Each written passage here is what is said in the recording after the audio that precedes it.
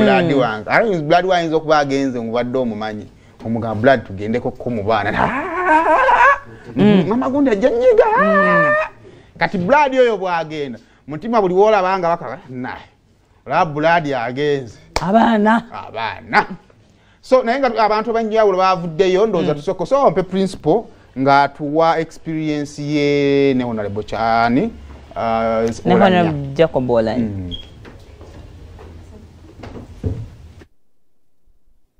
Mr. Robert Kyagulanyi sanyiso kula banange sanyiso kusinkana bulambulungi well tukyali balamu twebaza Katonda na kitalo ekya speaker kitalo naye fena ndine president Bobi Wine Mr. Robert Kyagulanyi sanyiso kula mukama wange banange sanyiso kusinkana bulambulungi well tukyali balamu twebaza Katonda na kitalo ekya speaker well kitalo naye fena okufala ekubo Who was Oulanyah as a person if he was best described by you? Because I know what the encounter naye wali omusisinkanye ko I remember the days of MP time Chadondo and being the leader of the most strong opposition party. I think there's something you can talk about him. Yeah, Jacob Oulanyah nasoka mugwako nga mchali muyimbi nga sina fukana MP 2015 I mean 2015 wa honorable Chibule twali kupate nitunyumirwa nitulye ekyeggulo netuwayamu nga musajja musazi you know nga mukubi walwali nga musajja mulungi naddamu musanga ku parliament oluvanyuma lubanga deneha ngali birala nange ngandi birala you know tubadde tetukiriziganya mu nsonga zegwanga jerino okutambuzibwa kuba yabadde ku side eri yana kyemalira ate nga nze ndi ku side y'abantu naye kusaawa zino engeri honorable Oulanyah gyafudde sandi agadde nnyo kutunulira ate enjawukana zaffe njagala nnyo okutunulira famire ye n'abantu be babadde nabo n'abaana be era njagala nnyo bawe ekitiibwa bamukungubagire mu kitiibwa kubanga ffenna oluvannyuma lwa byonna tufa so mukama musaasire ebyamusobako as a speaker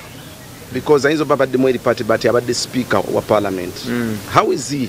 as a speaker emirimu gye yagikwasaganya abadde agikwasaganya as a speaker well sikozeeko naye nga speaker naye twali naye mu parliament eye10 nga deputy speaker yakuumanga nnyo obudde nga era bwe tumanya nti Oulanyah yagenda okubiriza olukiiko lw'eggwanga ffenna tubeera mu budde ekyo nkimwera nnyo ekitiibwa Oulanyah you know yalinga smart nga kuba botaye yali musajja wa mulembe nga olumagira ku piki you know yali mukubi wa lwali ng'ogyeko ebirala byonna nga kwegamba kuba olwali ne musekamu ebyo byemujjukirako nga Oulanyah naye nga bwe ŋŋambye nti bingi nnyo bye tutakkiriziganya naye naye olw'okuwa abaana be ne famire ekitiibwa njagala obudde buno tubukozese mukungubagira nakusaba mukama agumye abantu be ya mpozi njagadde n'okufa kwa Oulanyah kwongera tulaga ebituli ebiri mu ggwanga you know okuba nti omuntu ow'ekitiibwa nga Oulanyah yafiiridde ku mawanga gavumenti eno kyosobola okukola kwe kumakinga sure titewabaayo ate munnayuganda wa kitiibwa mulala nga Oulanyah alina kufiira ku mawanga nga teyeetooloddwa abantu be tuli bafirika tumanyi essaawa ze ezisembayo osaana n'obeerako n'abaana bo ne bakujjanjaba n'obeerako n'ab'eŋŋanda zo ne bakukyalirako naye okuba nti omulwadde yenna omuye alina kuddusibwa bweru wa ggwanga kikulaga amalwaliro gaffe bwe gavunze kikulaga ebyenzijanjaba bwe bisebengeredde era nga tulowooza nti ekyo kyanditulaze bwe tuba tetubiraba nga binyigiriza abantu ba bulijjo bwe tufiirwa abantu ab'ebbeeyi abantu ab'amaanyi bwe batyo kiraga gavumenti eno nti buli omu ali ku buzibu naye ate bwe tuteereza ebyenzijanjaba buli omu ajja kweyagala n'abo abamanyiddwa ekitundu yasaba ba opposition nti singa obudde bwe tumala nga we are doing politics mugamba amalwaliro ago mukole eddoboozi eryo anti kati bwebuuliza nti politics kyeki politics kwe kwogera mu ndaba yange kwe kwogera ku bintu ebinyiga abantu ng'ebbeeyi y'ebintu ng'embeera y'amalwaliro nze olw'okwogera ku bino ebintu tebanzikiriza na kutambula juzi ku lunaku lw'abakyala wane Luweero mu ddwaliro ekyasinze okufiiramu abakazi mu Uganda onojjukira tufiirwa abakyala abasukka mu 2 buli lunaku nga bazaala n'eddwaliro ekyasinze okufiiramu abakyala bakuba bakyala baffe nga batutteyo ebyokuyamba abakyala so ebyo birage eno gavumenti naye ate tebyetaaga giraga bakimanyi birage teyina gwe tegenda kunyiga gweyinza okubeera oli eriayo li comfortable naye somehow buli omu bugenda munyiga mu ngeri emu oba endala wala okufaako Oulanyah kutuyigiriza nti ffenna tuli bantu bwe tusaawa embeera ennungi eyamba buli omu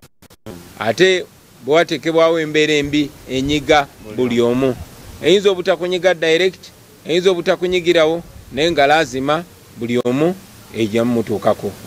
pozi era okufaako Oulanyah njagala nti okuva mu Northern Uganda kyoli n'okufaanana bitundu eby'eggwanga babantu ab'amaanyi bazze bafa okunyonyola tekumala so gumala mirembe Oulanyah n'atera ne Walter Ochola awumule mirembe ne Julius Oketa naye awumule mirembe ne Paul Okech naye awumule mirembe n'abalala bonna abafudde mu ngeri eyo ekyankala nnyo obwongo tugenda maliza naye agundi yavuddeyo olunaku olweggulo ku kaposta kaali katambula ezadde ziyero uniform posters nga emu ya Among endala ya Magogo for president Magogo yabe n'agamba kuba yatiddemu n'omwana yenge yakoze mu posta nga zifaanagana ngeri olamu posta wale yakoze odalaga alo nkolera ka posta oba ne baby omukolereyo olwo abana ennaku zino baba t-shirt nga baba bali mbuto obanga bagenda kufundira his and hers kale olunaku olwaleero nga twabagambye we are celebrating emyaka 25 ez'eddwaliro ly'e Mengo